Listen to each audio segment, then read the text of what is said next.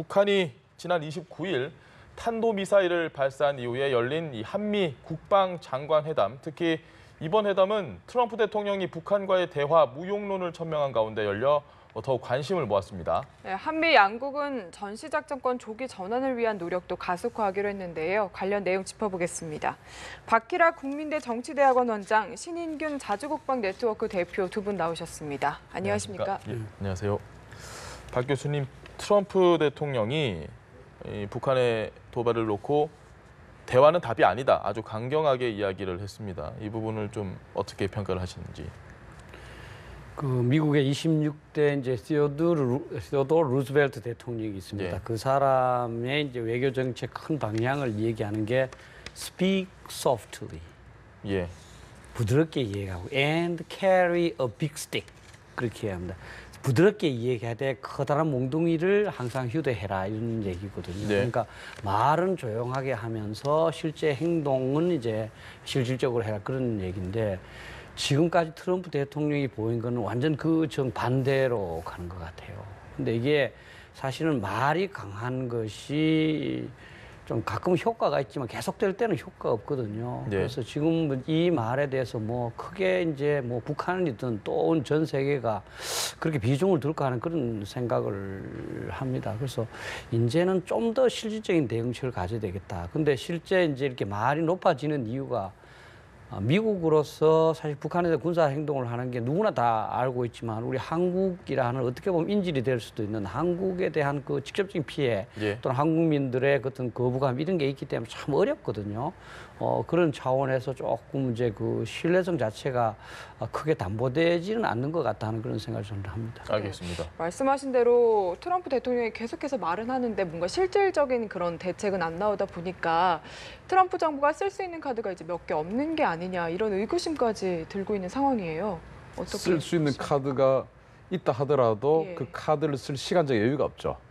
예를 들어서 우리가 뭐 세컨더리 보이콧이다, 뭐 또 진행될 뭐 유엔 안보리 결의안이다, 뭐 제재다 이런 것에 사실은 좀 너무 희망적인 기대를 갖고 있는 경우가 너무 많습니다. 예. 그동안 유엔 안보리 제재 결의안이 나올 때마다 계속 역사상 가장 강력한 제재, 역사상 가장 강력한 제재. 예. 그게 벌써 몇 번입니까?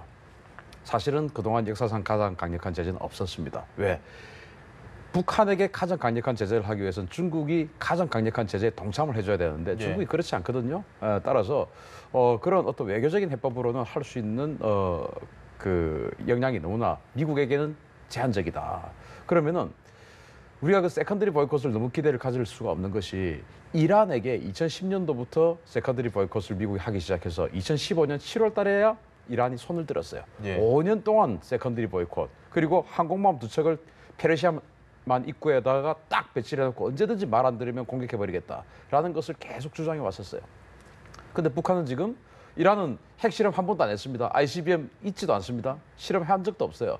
그런 이란에게 그렇게 5년 동안 했는데 북한은 이제 ICBM 발사 실험 이미 했죠. 핵무기 다 가지고 있죠. 핵탄두 가지고 있죠. 그러면은 이 미국을 공격할 수 있는 능력을 핵 공격할 수 있는 능력을 가지게 되면 미국은 북한에게는 군사적인 압박을 할 수 없는 상황이 돼버려요. 예. 따라서 미국이 북한에게 세컨더리 보이콧이다, 군사적 압박이다, 또는 더 나아가서 공격이다 이런 것을 감행하고 결심할 수 있는 것은 1년도 안 남았습니다. 그래서 시간은 북한 편입니다. 시간은 미국 편이 아니고 북한 편인데 미국이 그 수단으로 쓸 수 있는 게 너무나 제한적이고 남은 것은 이제 군사적 옵션밖에 없다라는 트럼프의 말이 맞습니다. 그러나 박 교수님 말씀처럼 진짜 무는 개는 이빨을 드러내지 않아요. 예. 그래서 정말 몽둥이를 들고 딱 해야 되는데 트럼프는 너무나 이빨을 드러내고 있다는 게 북한이 과연 이 이빨에 겁을 먹을까 이런 의구심도 좀 들긴 합니다. 알겠습니다. 매티스 국방장관이 어제 이야기를 한 건 외교적 해법에서 벗어나지 않는다. 그런데 이 이야기를 하기 전에 기자들이 트럼프 대통령이 SNS상에서 이런 대화는 답이 아니라고 얘기를 했는데 맞습니까? 라고 하니까 아니다라고 딱 못을 박은 다음에 이런 얘기를 했거든요. 너무 좀 상반된 이야기를 하고 있습니다. 그러니까 미국 내에서도 지금 이제 트럼프 대통령의 트위터나 그냥 그 즉흥적인 발언과 관련해서 상당한 비판도 있고 이게 과연 이제 이 국가 정책을 맡길 수 있느냐 또 이제 일부 지난번 클래퍼 그 정보국장은 이게 이 트럼프 같은 대통령이 지금 핵가방을 갖고 있다는 게 우리한테 너무너무 참 위험하다 이런 얘기까지 했거든요. 예. 아마 매티스 장관도 그전에는 아마 전쟁을 실시할 권한 또 내한테 있다 이렇게 얘기까지 한 것 같습니다. 아마 예. 그 현재 트럼프 대통령의 이 발언이나 이런 거에 구애받는 것이 한 자기 나름대로의 그런 그 보관 방향 이런 게 있는 것 같습니다. 저는 조금 이제 우려하는 게 이 군인과 정치인 사이, 정치인들은 아까 speak softly를 해야 되는데 예. 군인들은 어떻게 보면 좀 더 강력한 그런 대응 자세를 보여야 되는데 네. 조금 그 지나치게 매티스가 이제 뭐 책도 많이 읽고 오랜 군대 경험을 해서 그런지 군인들이 원래 마지막 순간에 군사력을 사용하라고 계속 배우거든요. 예. 조금 좀 그 역할이 좀 바뀐 거 아닌가 이런 생각이 들고 혹시 저는 이제 우리나라의 어떤 입장 군사적인 대응 조치를 하면은 이제 사전에 협의하자 또 뭐 가급적이면 이제 좀 자제하자는 그거를 좀 고려해서 한 말이 아닌가 저는 그런 생각을 합니다. 알겠습니다. 김정은이 사실 요즘 드는 생각은 굉장히 좀 안심하고 있다는 생각이 듭니다. 뭐 아무렇게나 지금 행동을 해도 방법도 없고 이렇게 가다 보면 결국 미국이 북핵 동결이라는 카드에 합의를 하고 대화의 장으로 끌려 나오는 게 아니냐 이런 우려도 있습니다. 그게 사실은 우리로서는 가장 최악의 상황이죠.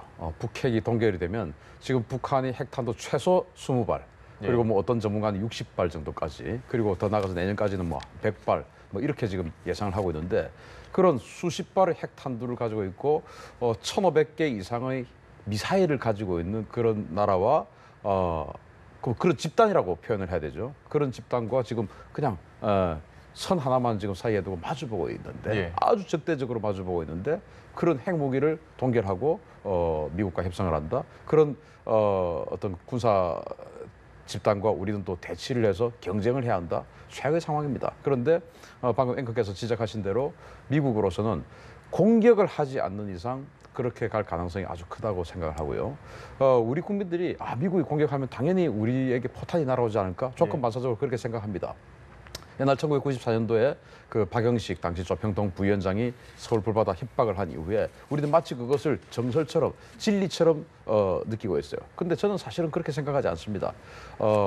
우리가 한미 동맹의 차원에서 미국하고 완전히 그냥 어떤 한 몸처럼 공조가 되어서 미국의 군사 작전에 우리가 전적으로 동의하고 같이 나간다면 당연히 우리도 적이죠. 예. 그래서 그렇게 되면 우리에게 조건 반사적으로 포탄을 날려야 되는 것이 북한의 입장인데 지금 문재인 대통령, 문재인 정부의 기조처럼 우리는 평화적인 해법을 원한다. 공격하면 안 된다. 한반도는 대화를 해야 된다. 이렇게 주장을 하면서 그런 차원에서 지금 마쿠에서 외형적으로는 그렇게 진행되지만 마쿠에서 미국이 주한미군을 제외한 우리 또 그 문재인 대통령이 그랬지 않습니까? 주한미군도 내려가 없이는 움직일 수 없다 이렇게 이야기했지 않습니까? 예. 맞습니다. 전자권이라는 게 그런 겁니다. 미국만 원한다고 되는 게 아니고 우리도 같이 원해야 한미가 같이 움직이는 겁니다. 따라서 미국이 정밀 타격 무기로 북한을 공격했을 때 과연 우리에게 포탄이 날아올 수 있을까? 저는 날아오지 않을 가능성이 조금 더 높지 않을까라고 긍정적으로 생각을 하는데 어쨌든 저도 뭐 전쟁을 하자는 것보다는 전쟁이라는 것을 즉 미국의 공격이 있으면 우리에게 반드시 포탄이 날아올 거라는 그런 겁을 우리 스스로에게 자꾸 주입할 필요는 없다. 네. 우리는 이것을 해결해 나가야 되니까 그 해결의 방법은 뭐냐? 대화?